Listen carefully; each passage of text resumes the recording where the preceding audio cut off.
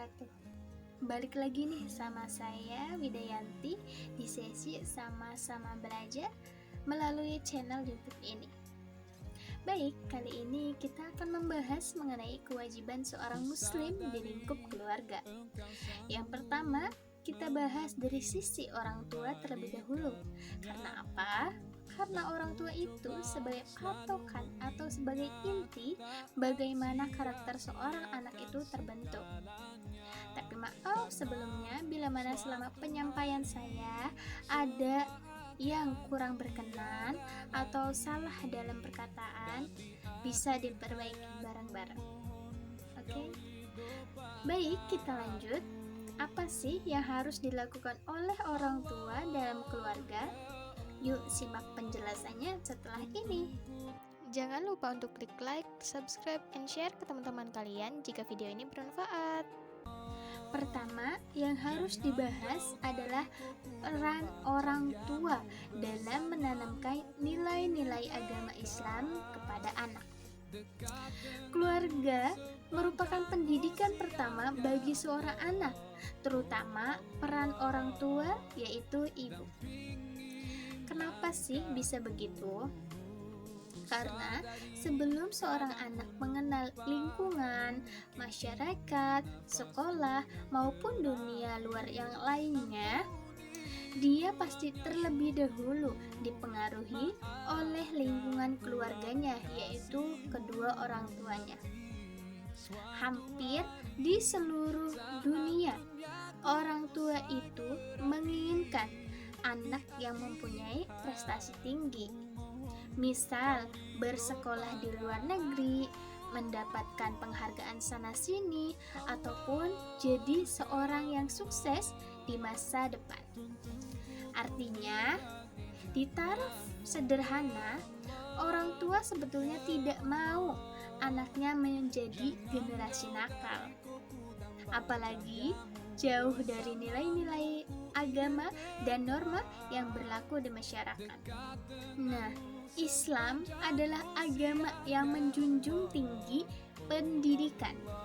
Dalam sabda Nabi Shallallahu Alaihi Wasallam yang artinya tuntutlah ilmu dari buayan hingga ke liang lahat. Hadis ini menunjukkan bahwasannya menuntut ilmu tidaklah ada batasan sama sekali.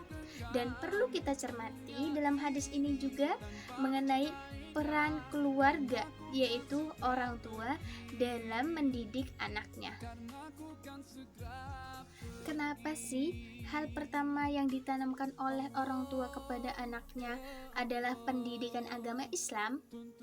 Alasannya agar dalam proses perkembangannya seorang anak telah memiliki dasar atau tonggak untuk menyesuaikan pendidikan dan lingkungannya di luar sana. Dalam Undang-Undang Nomor 20 Tahun 2003 tentang Sistem Pendidikan Nasional Pasal 7 Ayat 1 dinyatakan bahwa orang tua berperan serta dalam memilih satuan pendidikan dan memperoleh informasi tentang perkembangan anaknya. Sementara itu, pasal 7 ayat 2 dinyatakan pula bahwa orang tua dari anak usia wajib belajar berkewajiban memberikan pendidikan dasar kepada anaknya. Jadi dari sini jelas bahwa pendidikan adalah tanggung jawab bersama baik antara keluarga, masyarakat, dan juga pemerintah. Lalu bagaimana sih strategi baik untuk menerapkan pendidikan dasar agama kepada anaknya?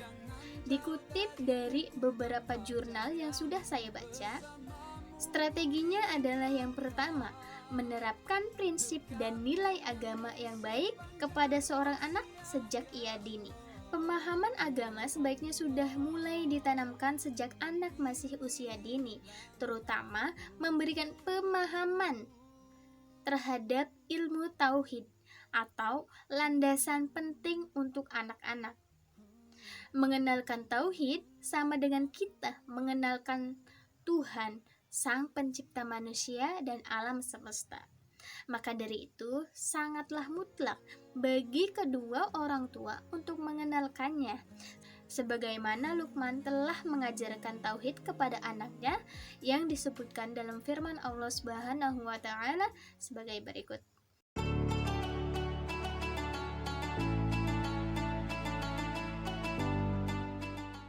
Yang artinya, dan ingatlah ketika Luqman berkata kepada anaknya, "Hai anakku, janganlah kamu menyekutukan Allah Subhanahu wa taala. Sesungguhnya kesyirikan itu merupakan kezaliman yang besar." Quran surat Luqman ayat 13. Kenapa sih tauhid menjadi ajaran utama yang paling penting? Karena jika kita sejak dini sudah paham mengenai tauhid dan sudah benar, maka kita akan selamat di dunia maupun di akhirat kelak. Maka dari itu, jangan lupa ajarkan anak-anak kita mengenal Tuhan sejak dini. Kemudian yang kedua strateginya adalah meletakkan dasar ibadah seorang muslim. Strategi yang bisa diterapkan oleh orang tua itu mengenai kewajiban beribadah sebagai umat Islam.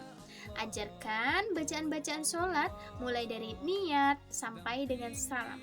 Pelan-pelan saja, karena pada dasarnya anak itu lebih suka ketika waktu belajar sesuatu dengan santai, perlahan, dan tentunya dengan bahasa-bahasa pilihan yang mereka pahami.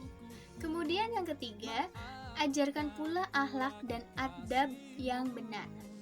Pendidikan dalam keluarga adalah madrasah yang pertama dan paling utama bagi perkembangan seorang anak.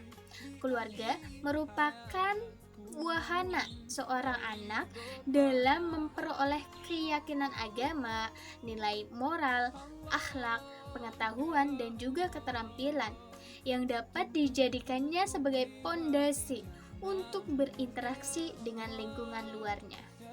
Kemudian strategi yang keempat yaitu keteladanan dari orang tua melalui kebiasaan-kebiasaan baik.